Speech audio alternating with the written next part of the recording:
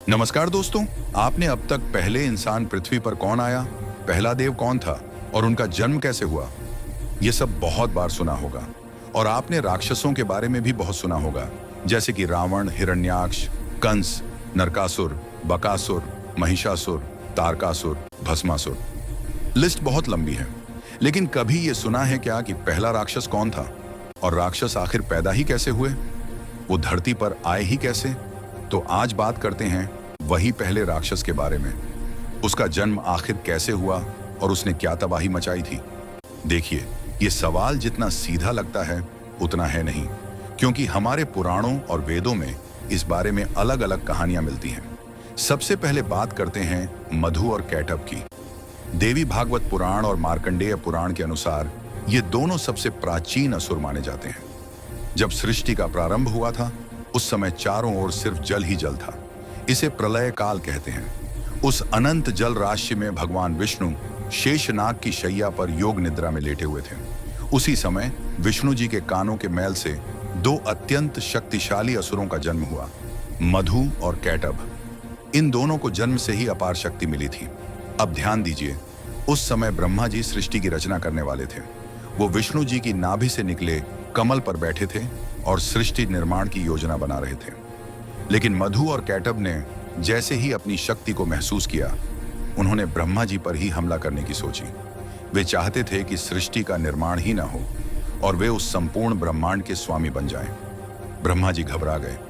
उन्होंने तुरंत योग माया देवी की स्तुति की, जो उस समय विष्णु जी को योग निद्रा में रखे हुई थी। देवी ने विष्णु जी को जगाया। अब शुरू हुआ एक महायुद्ध। मधु और कैटभ इतने शक्तिशाली थे कि उन्होंने विष्णु जी के साथ पूरे 5000 वर्षों तक युद्ध किया। हाँ, आपने सही सुना, 5000 साल। अंत में भगवान विष्णु ने एक चाल चली।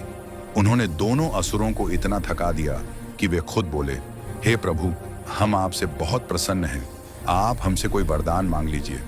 विष्णु जी मुस्कुराए और बोले, अगर वरदान देना ही है तो मुझे यह वरदान दो कि तुम दोनों मेरे हाथों मृत्यु को प्राप्त हो जाओ। मधु और कैटभ अपने ही शब्दों में फंस गए, लेकिन उन्होंने चतुराई दिखाई और कहा, ठीक है प्रभु, हम आपकी बात मान लेंगे, लेकिन हमें ऐसी जगह मारिए जहां जल ना हो। अब समस्या ये थी कि चारों ओर सिर्फ जल ही जल था। तब भगवान विष्णु ने दोनों असुरों को अपनी जंघाओं पर लिटा लिया और अपने सुदर्शन चक्र से उनका वध कर दिया। अब बात करते हैं दो और प्रसिद्ध असुरों की, हिरण्यकश्यप और हिरण्याक्ष। लेकिन इनकी कहानी जानने से पहले आपको समझना होगा कि महर्षि कश्यप कौन थे। महर्षि कश्यप कोई साधारण आर्षि नहीं थे। वे ब्रह्मा जी के मानस पुत्र मरीचि के पुत्र थे, यानी वे ब्रह्मा जी के पोते थे। उन्हें प्रजापति की उपाधि मिली थी क्योंकि उन्हीं से इस सृष्टि में अधिकतर प्राणियों की उत्पत्ति हुई। सुनकर हैरानी होगी, लेकिन ये सच है। महर्षि कश्यप की 13 पत्नियां थीं और ये सभी दक्ष प्रजापति की बेटियां थीं। इनमें से सबसे प्रमुख थीं अदिति और दिति। अदिति से देवताओं का जन्म हुआ। इंद्र, सूर्य, वरुण, अग्नि, ये सभी आदित्य यानी अदिति के पुत्र थे। कुल मिलाकर 12 आदित्य हुए। दिति भी चाहती थी कि उनके पुत्र शक्तिशाली हों, लेकिन एक दिन उन्होंने एक बड़ी गलती कर दी। पुराणों में लिखा है कि एक बार दिति ने संध्या काल के समय, जो कि पूजा और ध्यान का समय होता है, महर्षि कश्यप से संतान की इच्छा प्रकट की। ये समय अशुभ माना जाता है ऐसी इच्छाओं के लिए। कश्यप जी ने मना किया, लेकिन दिति जिद पर अड़ गई और ऐसे ही जन्म हुआ दो महाशक्तिशाली असुरों का, हिरण्याक्ष और हिरण्यकश्यप।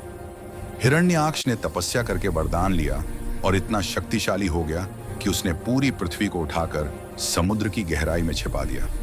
तब भगवान विष्णु ने वराह अवतार लेकर पृथ्वी को बचाया और हिरण्याक्ष का वध किया। हिरण्यकश्यप ने भी तपस्या करके ऐसा वरदान लिया कि वो लगभग अमर हो गया। न दिन में मरे, न रात में, न अंदर न बाहर, न अस्त्र से न शस्त्र से। वो इतना घमंडी हो गया कि खुद को भगवान मानने लगा। लेकिन उसका बेटा प्रहलाद विष्णु का परम भक्त था। गुस्से में हिरण्यकश्यप ने एक खंभे को लात मारी और पूछा, तेरा भगवान इसमें भी है क्या? तब भगवान नरसिंह अवतार लेकर प्रकट हुए और संध्या काल में दहलीज पर अपनी गोद में रखकर नाखूनों से हिरण्यकश्यप का वध किया। इस तरह वरदान की सभी शर्तें पूरी हो गईं। ये दोनों भाई भागवत पुराण में सबसे प्राचीन और शक्तिशाली असुरों में गिने जाते हैं। तो अगर आप पूछें कि पहला असुर कौन था, तो इसका कोई एक सीधा जवाब नहीं है। अगर सृष्टि के सबसे प्रारंभिक काल की बात करें तो मधु और कैटभ का नाम आता है, लेकिन अगर हम पुराणों में दिए गए वंश परंपरा की बात करें तो दित्य के पुत्र हिरण्यकश्यप और हिरण्याक्ष सबसे प्राचीन असुरों में गिने जाते हैं। तो दोस्तों, ये था हिंदू पुराणों में असुरों की उत्पत्ति का रहस्य। हमारी मिथोलॉजी कितनी गहरी और जटिल है, ये आप समझ ही गए होंगे।